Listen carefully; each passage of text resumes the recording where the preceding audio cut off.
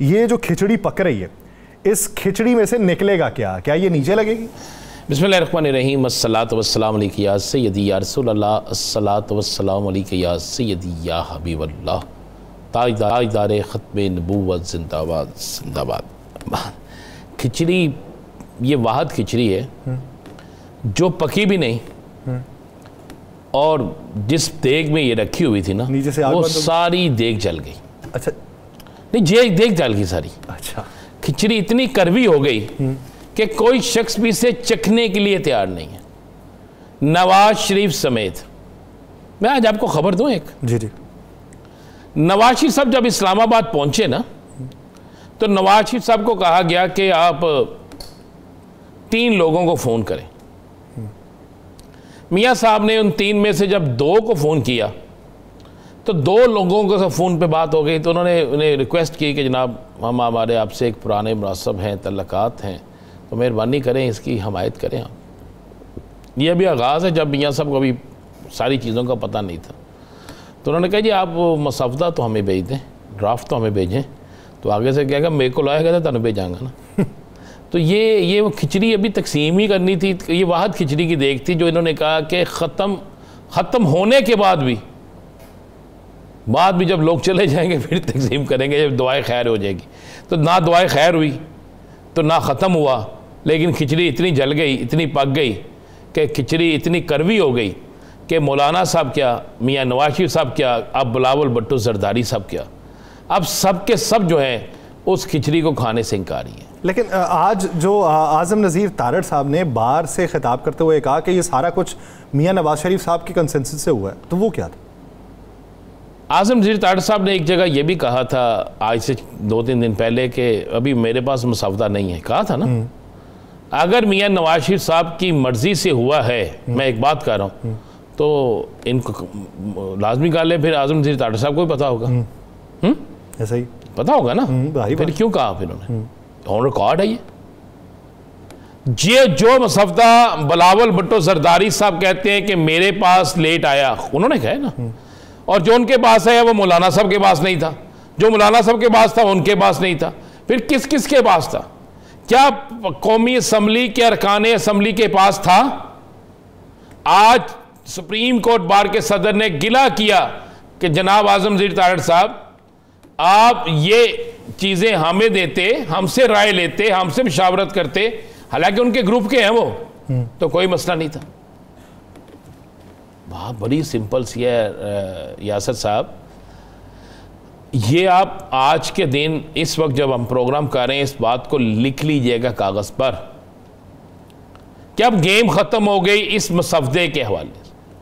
اب اگر کوئی آئینی ترمیم آئے گی تو تبدیل شدہ آئینی ترمیم آئے گی، اگر وہ آئینی ترمیم آئے گی تو وہ سب کی رضامندی سے آئے گی، اور اگر آئینی ترمیم آئے گی تو اس میں بہت سے لوگوں کی تمنائیں، بہت سے لوگوں کی خواہشات جو ہیں وہ اس کے مطابق نہیں ہوگی۔ اگر میاں نواز شریف کی یہ مرضی سے بنی ہیں تو پھر افسوس ہوگا ان کے بیانیے پر بھی، اور لیکن میری اطلاع کے مطابق تو ان کو بھی نہیں پتا، میری جو اطلاع ہے، ویسے گردش تو یہی کر رہی ہے کہ میری جو اطلاع ہے ان کو بھی پتا، ان کو یہ پتا تھا۔ میں نے ایک بڑے سینئر شخص سے پوچھا، میں کہ جی یہ آج منظور ہو جائے گی، ایک دن پہلے پوچھا کہ یہ کیا منظور ہو جائے گی یا پیش ہوگی؟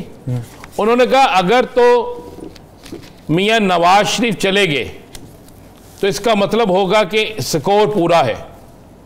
میں نے کہا اس آئینی ترمیم کا کیا میاں نواز شریف کو پتا ہے؟ تو انہوں نے مجھے اس شخص نے کہا جو بڑا ہی قابل اعتبار شخص ہے، انہوں نے کہا جی بالکل میاں نواز شریف صاحب کو نہیں پتا، ان کو وہاں جا کے وہ پڑھائی جائے گی، یہ لفظ کہا گیا۔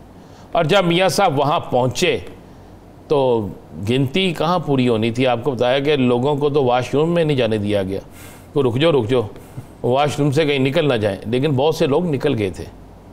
اگر یہ دعائیں دیں مولانا صاحب کو کہ اگر وہاں پہ ووٹنگ ہو جاتی تو یاسر صاحب میں آپ کو لکھ کے دیتا ہوں حکومت کے پلے کچھ نہیں رہنا، بعد میں سر پکڑ کے بیٹھے ہوتے ہیں کہ یہ ہم نے ہی منظور کروائی۔ تو یہ بہت برا ہونا تھا جس کے آپ سوچ نہیں سکتے، اور حکومت خود بھی، حکومت کے اندر سے کچھ لوگ چاہتے تھے کہ دیکھیں یہ نہیں ہوتا, کچھ بہت سے لوگ بیٹھے ہوتے ہیں باز ضمیر بھی, سارے باز ضمیر ہیں جی, ہم تو یہی کہیں گے, بہت سے لوگ ایسے بیٹھے ہوتے ہیں جو آئین اور قانون سے ہٹ کے بات کرنا ہی نہیں چاہتے, بہت سے لوگ ہوتے ہیں جو جی حضوری کرتے ہیں, تو ایسی چیزیں تو چلتی ہیں. لیکن ایک چیز بڑی کلیئر ہے, آج رہتی روتی کسر مولانا صاحب نے نکال دیا. یار آج کا مولانا صاحب کا جو بیان ہے نا کہ مکمل ہی رد دے, ایک پر بھی ہمیں اس پہ نہیں ہے.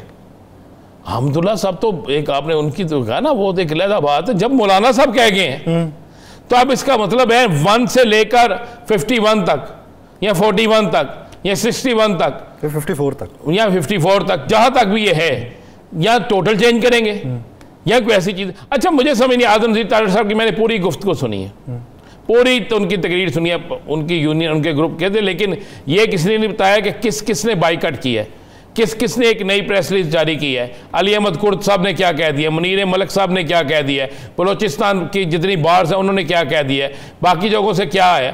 بھائی اس پہ تو بڑا مسئلہ ہو گیا ہے, بڑی کلیئر سی چیز ہے. کبھی بھی آئین میں تبدیلی جو ہوتی ہے نا, وہ آپ کو ڈسکشن کے بغیر تو ہو نہیں سکتی. یار ہوئی ہے ڈسکشن, ہوئی ہے 3 بندوں میں ہوئی ہے, 3 میں ہوئی ہے, اور تینوں میں سے 2 کو پتا تھا کیا ہے, ایک کو یہ بھی نہیں پتا تھا, ایک ساری حالات آ رہا ہے. میں رانا صاحب آپ کی وہ انویسٹیگیٹو سٹوری بھی ہے ایک, لیکن اسی بیچ میں وہ ڈاکٹر زرقا تیمور صاحبہ جو ہیں پاکستان تحریک انصاف کو ہمیں جوائن کر چکی ہوئی ہیں, تو اس پہ مزید بات کر لیں گے. ڈاکٹر صاحبہ بہت شکریہ آپ کے وقت کا. ڈاکٹر صاحبہ بات یہاں پہ ہو رہی ہے کہ بہت سارے لوگ بنا لیے گئے تھے, لیکن مولانا جو ہیں مولانا سٹینڈ لے گئے, جس کی وجہ سے تمام لوگوں کی عزت رہ گئی.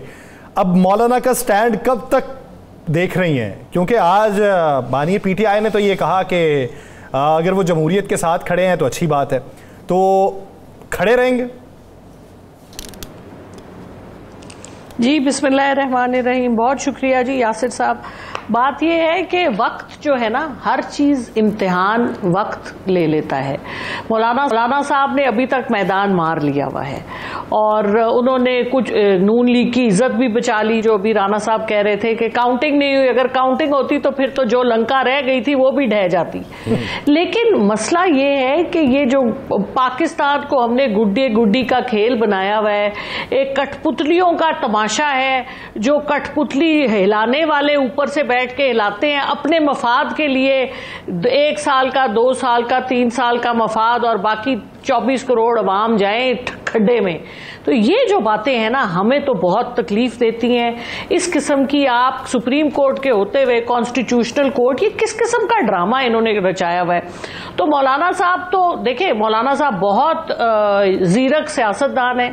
میں تو ذاتی طور پہ ان کی بڑی اس حوالے سے بہت معتقد ہوں کہ بڑی گہرائی ہے ان میں. لیکن مولانا صاحب کا کردار, مولانا صاحب اس کو کس طرح آگے لے کے چلتے ہیں وہ وقت بتائے گا. دیکھیے میں آج صبح بھی سوچ رہی تھی, ایک جسٹس منیر صاحب تھے جن کا بڑا چرچا ہوتا ہے, جنہوں نے مولوی تمیز الدین کیس میں جو تھی نیسیسٹی نظریہ ضرورت جنہوں نے پاکستان میں انٹروڈیوس کرایا. آپ کو آج تک کوئی ایسا بندہ ملا ہے جس نے کہا ہو کہ جسٹس منیر میرے نانا تھے, میرے دادا تھے, میرے باپ تھے؟ نہ, توبہ توبہ, ایسے لوگوں سے کوئی اپنی منسلک نہیں ہونا چاہتا. تو یہ جو 2 دن 4 دن کی چاندنی لوگ لے کے آتے ہیں کہ آج جی یہ وزیر اعظم ہے, آج یہ لا منسٹر ہے, آج یہ چیف جسٹس ہے, بڑا ان کی توتی بولتی ہے, بڑا ان کا شور شرابہ ہوتا ہے, وہ اس طرح بہیو کرتے ہیں جس طرح طاقت ساری ان کے پاس ہے. اور پھر جب عہدہ چلا جاتا ہے پھر ان کی کیا وقت ہوتی ہے, کیا ان کی عزت ہوتی ہے. اب میں آپ کو یا خان یا اس سے پہلے والوں سے شروع کر کے بتا دوں, یا ابھی والے جنرل مشرف کا ذکر کر دوں, یا جو ابھی میں نے جسٹس منیر صاحب کا ذکر کیا, اور اس طرح کے ہزاروں لوگ ہیں جن کا میں اپنے غلام محمد صاحب تھے, ناظم الدین ڈاکٹر صاحبہ سوال رانا صاحب, کوئی ان کو عزت کے نام سے یاد کرتا ہے تو یہ سب ختم ہو جائیں گے.